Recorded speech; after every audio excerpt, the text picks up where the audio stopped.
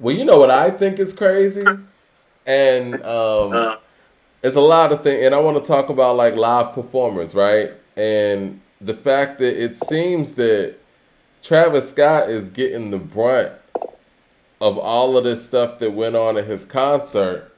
Oh yeah.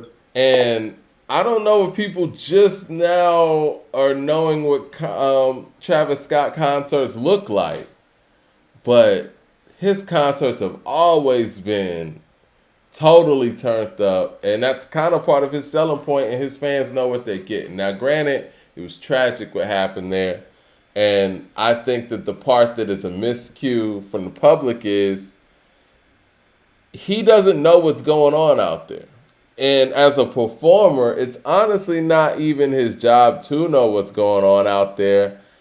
It's kind of the promoter and the venue and Live Nation's job to know what's going on out there. Now, if you want to blame him for just the themes of his music and everything that that brings and all that, I get that. But to So like, absolve Live Nation from all of this smoke, I think is misdirected. Give okay, them so both equal smoke if we gonna be like that. Mike, everybody deserves all the smoke in this, even the people who attended, because you spoke to something very strong, and I don't want this to come off as insensitive anyway. Well, if you listen to Travis's music, if you listen to the rhetoric, if you're familiar with this event, oh, Mike, this is like not the deaths may be uncommon, but the energy and all the commotion that led to it, not uncommon in the music or at this live event and venue. And so, what has really been surprising to me is how many people who attended the event acting surprised that like it couldn't get raised to a level It was in of his this. hometown. You're very familiar. Right. Like I I don't remember I like wrote I an article on this, man. This was a New York concert he did a few years back. They were jumping off of the balcony, second level, to see who wouldn't get hurt. Dude got paralyzed out there. And I'll don't. give Travis credit too. He knows how it gets down at his concerts. He be telling his people to chill. He does, like when it gets really real, what he can see, he tells people to chill. And so, but this is what I'm saying is like all these people that showed up acting like they didn't know like what the scene was like there. And I'm not saying like, and you know, my heart goes out to the families of those who passed. It's truly, truly unfortunate.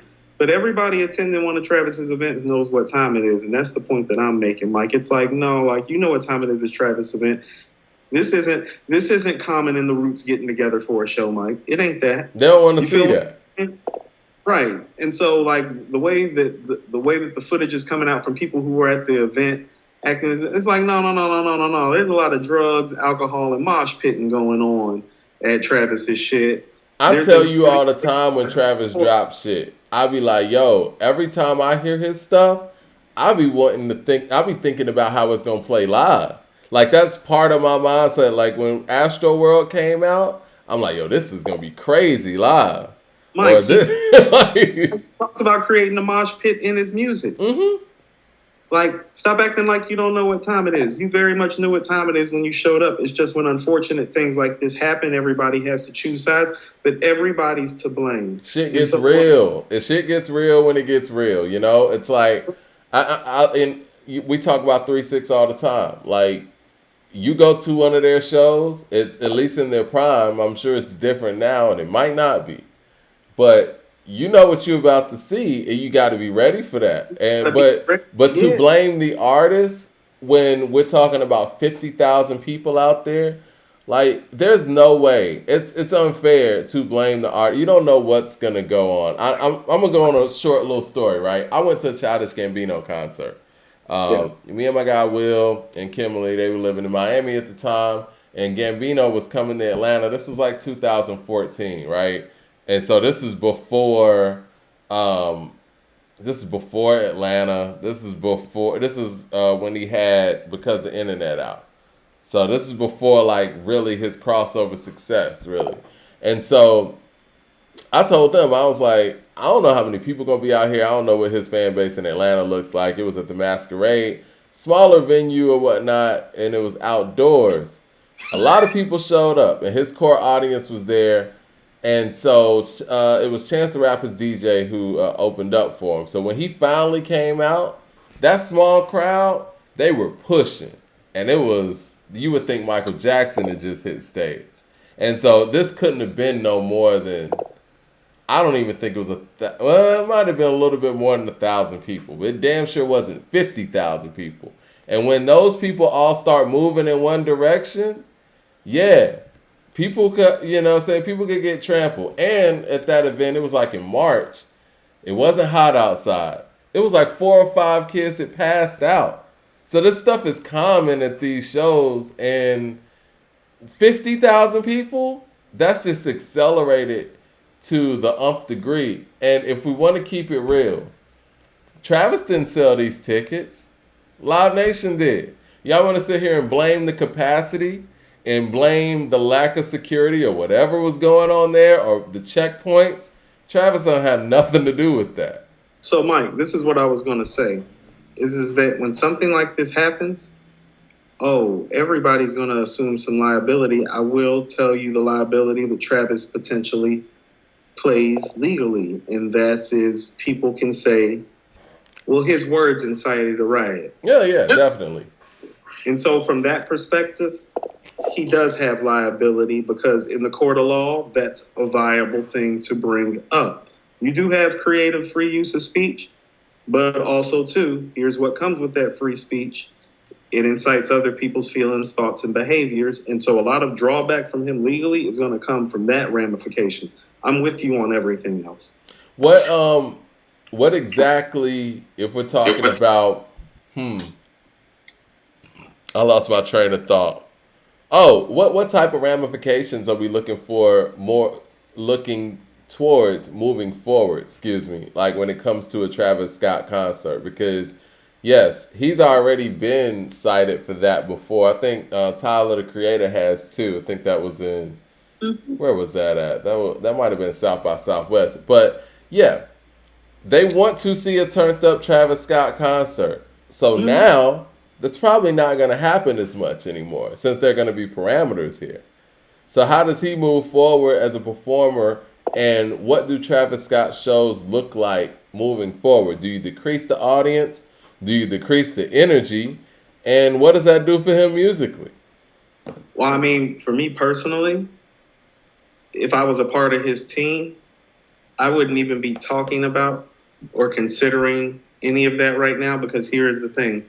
When you are big enough and you do have enough money, so we're going to sit our ass down from these shows for at least a year and let all of this play out, and also just let you fall under the radar till, quite frankly, a bigger piece of hip-hop news pops up. So the best thing that he could do, in my opinion, would be to just not do any shows for the next 365 days. And he got the money and the clout to do that, and he can still go produce tracks for other cats.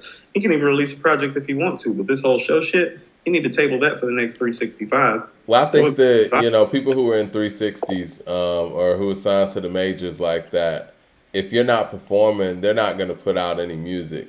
And it's unfortunate because he just dropped 2 new songs right before this happened that were dope. But he's big enough to navigate around that as an artist and as a producer. He can navigate around that for a year. Right, but you don't want to waste the album that you can't perform on. That's just wasting money. You know what I mean? I mean, Mike, performing while in litigation for all these things while people have passed away is not a good look. Well, it is that. Well, of course, yeah, you're right. I agree. You can't go out there and perform at this point while you're in litigation. But I think that halts the music too. So he's not going to drop any new music. But Mike, this is what I'm saying. If you go out and perform, it's zero tolerance, Mike. Nothing can happen. Yeah.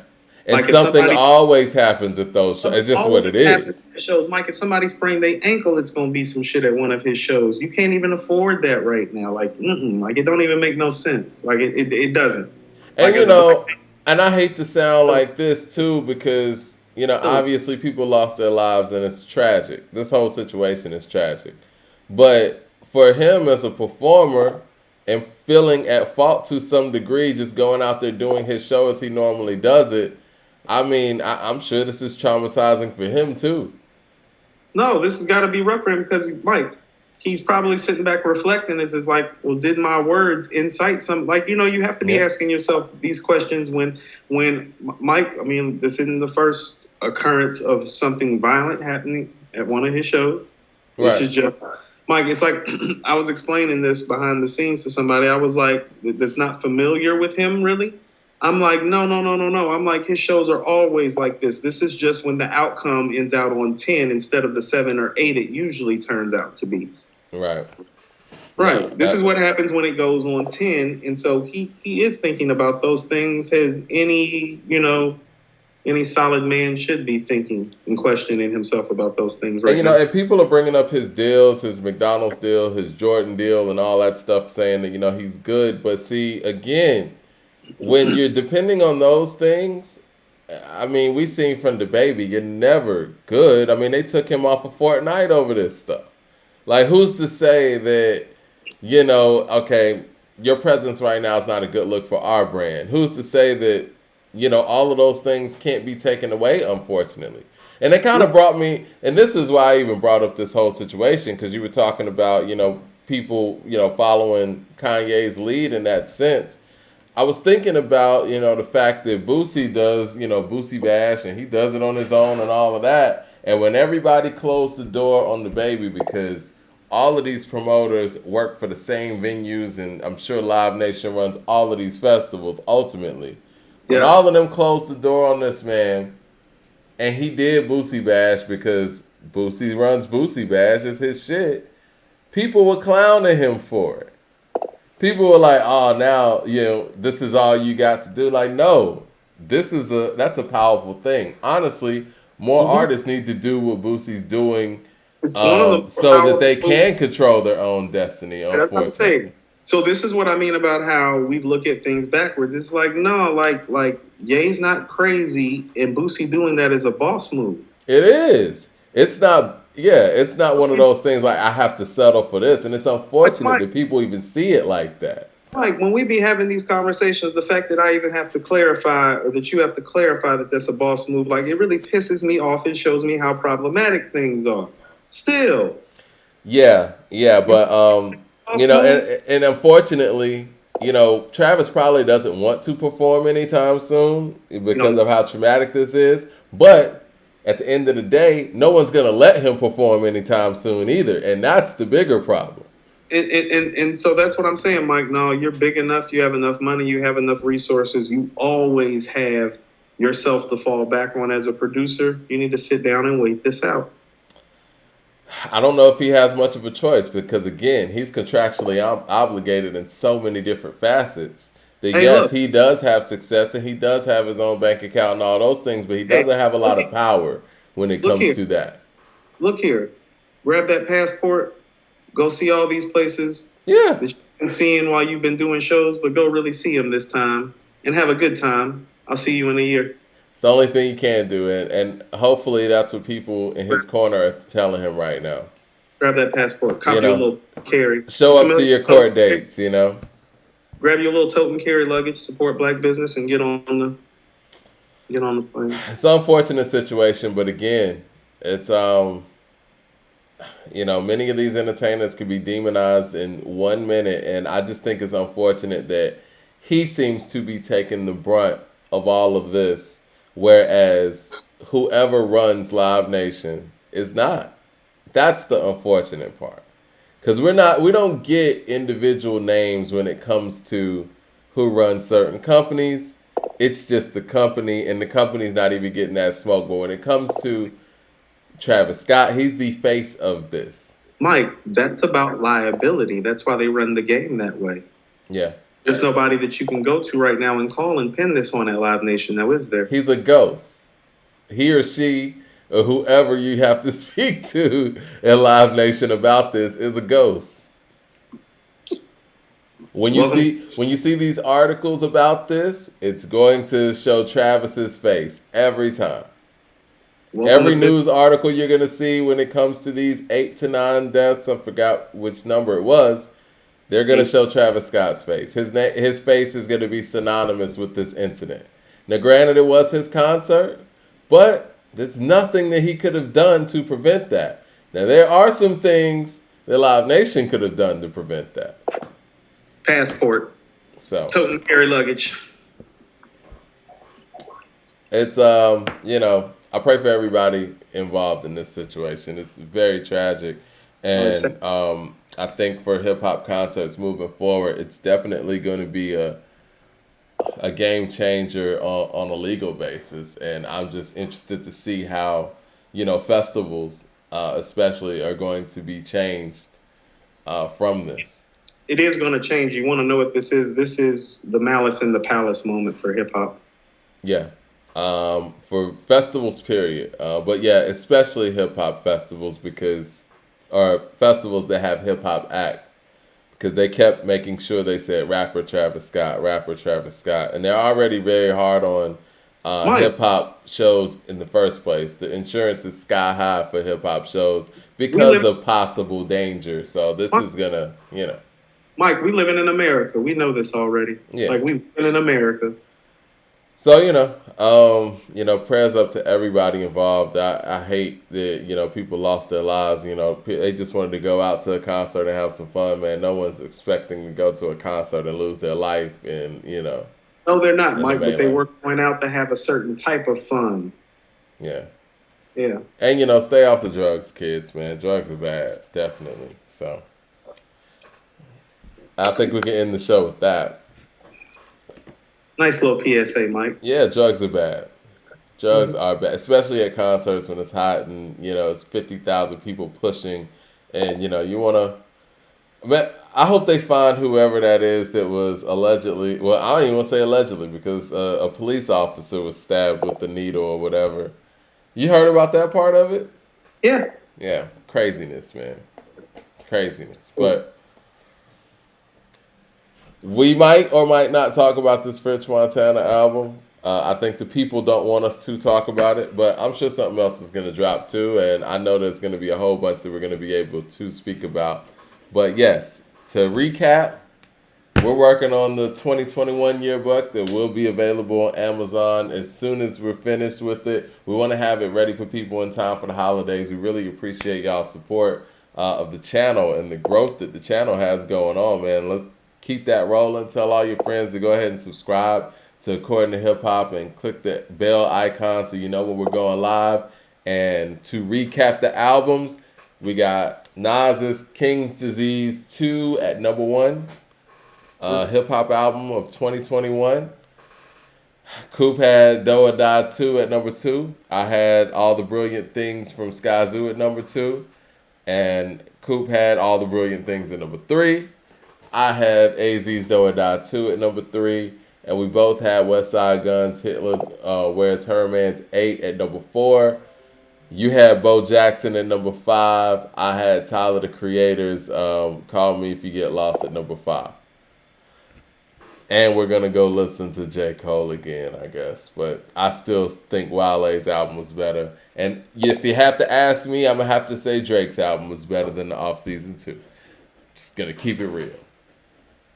Got to keep it real, Mike. Can't be lying to people. And like that, we are out.